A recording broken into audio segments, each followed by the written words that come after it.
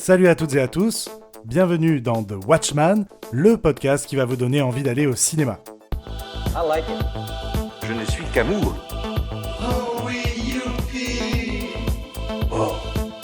Je suis Kevin Robert, votre guide des salles obscures, et aujourd'hui je vous parle du très mordant Barbac. Merci Madame Tania. Merci, au revoir. Lucas, quel morceau vous ferait plaisir? Il est vegan.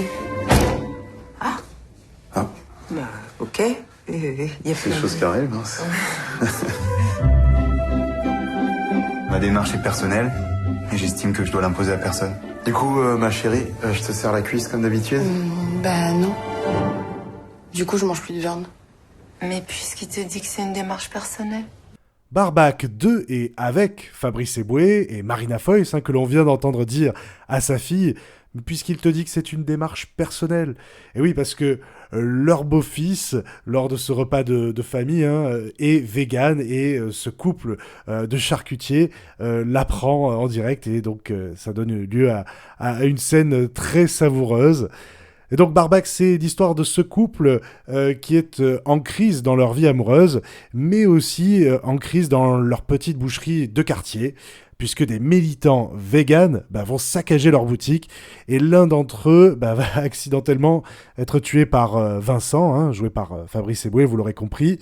Alors, pour se débarrasser du corps, il décide d'en faire du jambon, voilà, et donc c'est sur ce pitch de base bien déluré que Eboué va déployer un nombre de vannes hallucinant, évidemment contre la bien-pensance, et il va taper sur le politiquement correct, et bien ça fait du bien.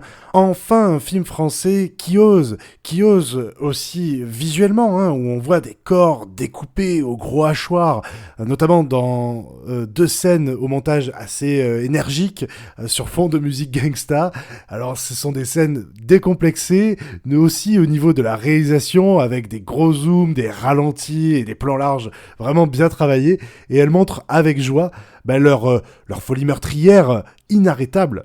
Ça saigne bien, c'est gore comme on l'attend, on sent que les acteurs jouent les sales gosses, et c'est plaisant. C'est plaisant aussi dans les dialogues, notamment où on sent une belle rythmique, un jeu assez bien huilé entre Marina Foïs et Fabrice Eboué. On les sent complices, portés par un scénario assez mordant, excusez-moi de ce jeu de mots assez facile, qui alterne entre bons jeux de mots, justement, et insultes jamais gratuites, et toujours bien cyniques, bien cyniques comme on les aime, à la manière de Eboué. Alors c'est une comédie qui ne manque pas d'égratigner un peu tout le monde, les véganes évidemment, mais aussi les riches, les racistes, les noirs, les antillais.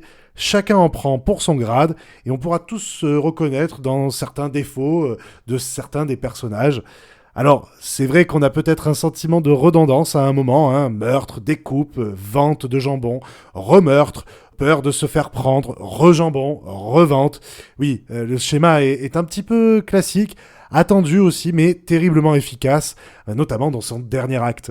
C'est pour moi un film qui tient toutes ses promesses, on ne l'attendait peut-être pas, mais je pense qu'il aura quand même son petit succès, notamment avec le bouche à oreille.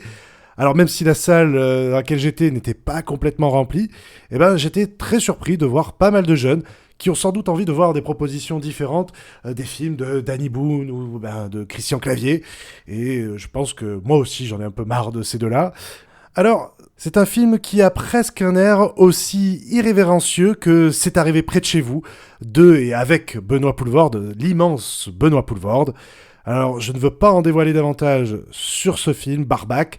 Je vous encourage tout simplement à aller le découvrir en salle au cinéma. Je vous remercie de m'avoir écouté. Je vous retrouve très vite pour de nouvelles recommandations cinéphiles. En attendant, allez voir des films en salle au cinéma. Salut!